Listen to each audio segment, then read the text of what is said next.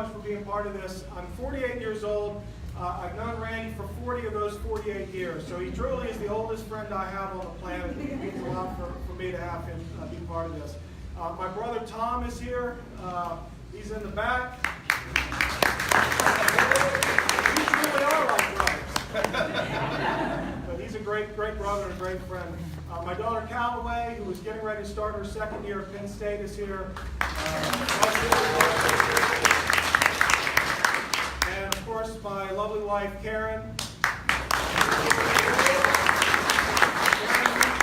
You are truly my rock, and I can tell you with every ounce of myself that I would not be who I am were it not for you, and I most certainly would not be on this stage right now if it weren't for you. So thank you for everything. I apologize that we don't have a podium.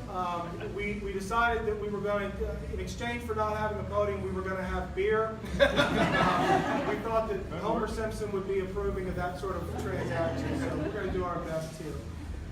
We have seen steady, uninterrupted economic growth over the past 9 years in this country.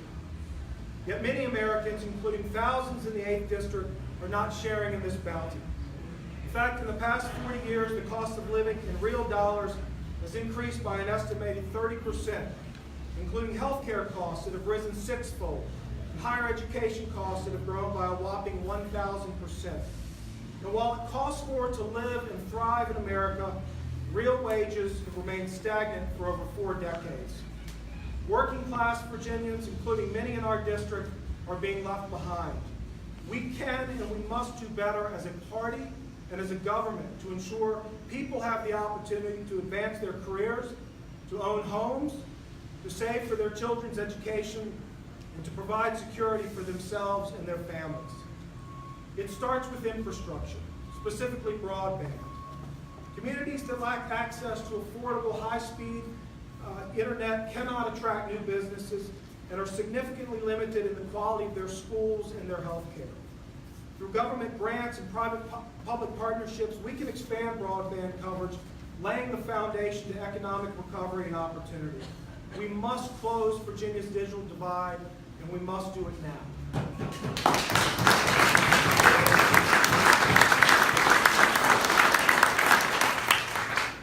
Many of our neighboring states, including Maryland, West Virginia, and Tennessee, provide free community college and vocational education to their citizens. We must work towards that goal in Virginia, too. An educated workforce with access to learning new in-demand skills is essential to economic development in the 8th District. Virginia has a long tradition of excellent post-secondary education. We must make sure all Virginians have access to it. As someone who has spent most of the past 15 years in higher education, I can tell you that Virginia's standards of learning are not serving our students. Right. We must revise these tests.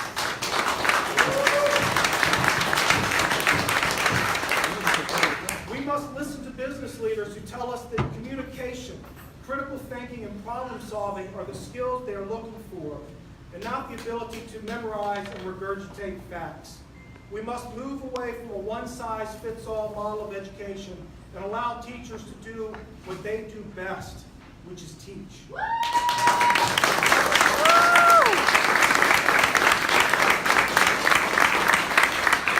We must raise teacher salaries and ensure they have the resources they need to prepare our children to thrive in the 21st century. Many in our district suffer the devastating effects of opioid addiction, an addiction that claims more lives in America than the AIDS crisis at its peak. This epidemic is the moral crisis of our time as we race to save lives. We must make sure government agencies work together to pool resources, that life-saving medications are available and affordable, and that opioid addiction is treated as the illness it is rather than as a moral failure. We must remove all obstacles keeping addicts and their families from seeking treatments.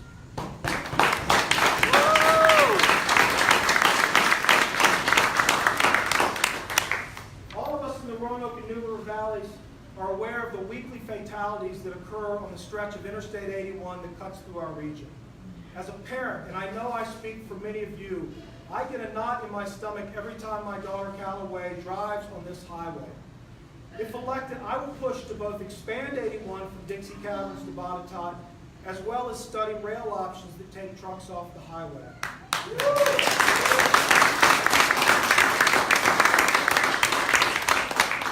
Expanding 81 is a major undertaking and will take years to actualize. Therefore, we must demand action now. As with the opioid crisis, fixing 81 is a matter of life and death. We cannot wait. Like many of you in the 8th District, I too am affected by the Mountain Valley Pipeline as it runs within a half mile of my home. This project was wrong from the start. It lowers property values, it puts lives at risk, it endangers streams and water supplies, and destroys the beautiful view sheds that make our region and our homes so special. And it does absolutely nothing for our region. If elected, I will do everything I can to stand up for property owners. I will do everything I can to limit the use of eminent domain by corporate profits. And I will do everything I can to protect our region's natural resources, which are the lifeblood of our communities.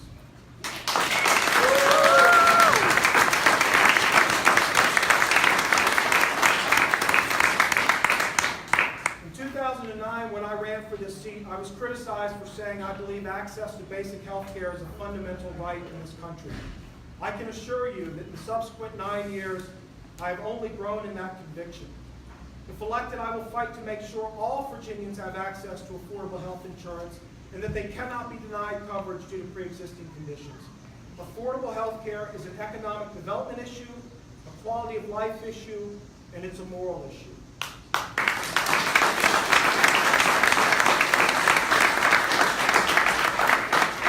Quite simply, it's the right thing to do. And lastly, if elected, I will stand with women in their right to make decisions about their own health choices.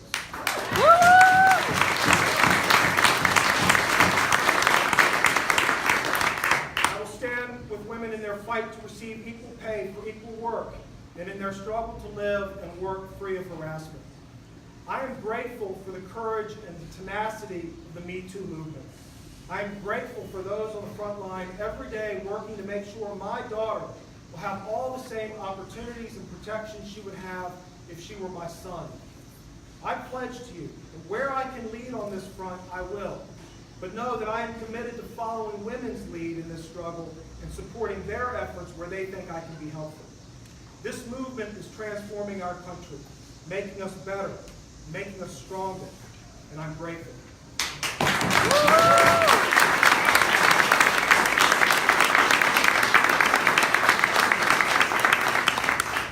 Much will be made over the next 3 months about this race shifting the balance of power in the House of Delegates. I don't have to tell you that this is a real opportunity for all of us. I want to be very clear, however, that the primary focus of my candidacy is not about power enrichment, but rather empowering the citizens of the 8th District. My candidacy in this race is about your lives, your challenges, your needs, and your futures. We can do this. This is our moment.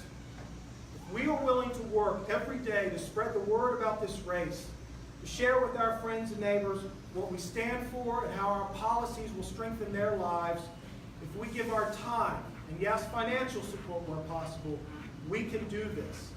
I am all in. This is our moment. Together, we can do this. Thank you for the support.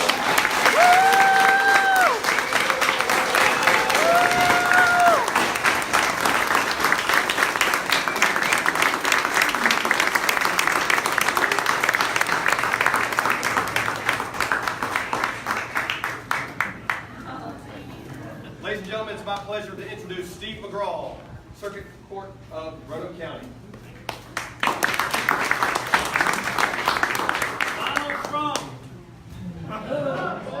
Donald Trump. Right. What's your first reaction? Yeah. When he won, I told Susan Clater,